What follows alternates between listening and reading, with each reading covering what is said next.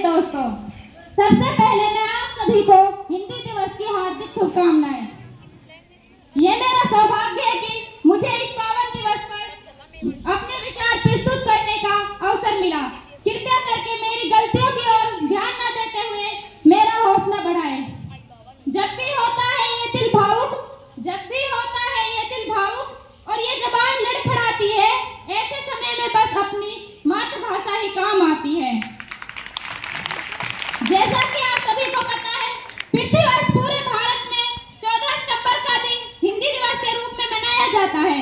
वर्ष 1918 में गांधी जी ने हिंदी साहित्य सम्मेलन में हिंदी भाषा को राष्ट्रभाषा बनाने को कहा था और 14 सितंबर 1949 के दिन संविधान सभा में एक मत से ये निर्णय लिया गया कि हिंदी भारत की राज्य भाषा होगी।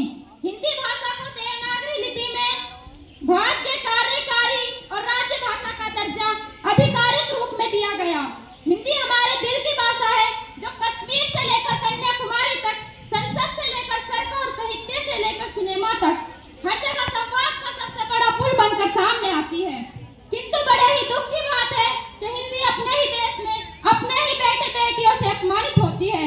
हिंदी ही के देश में ये सुनना कि हिंदी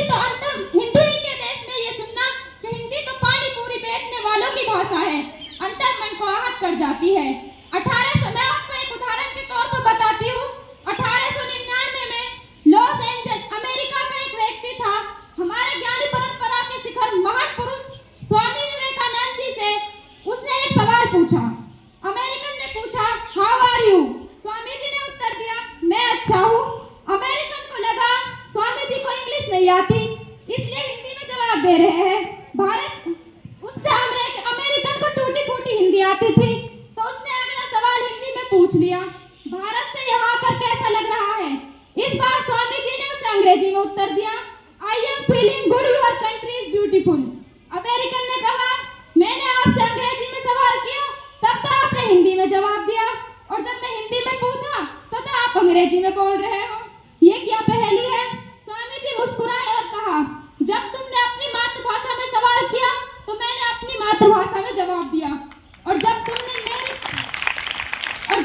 मेरी मातृभाषा का सम्मान करते हुए हिंदी में प्रश्न पूछा तो मैंने तुम्हारी मातृभाषा का सम्मान करते हुए अंग्रेजी में उत्तर दिया।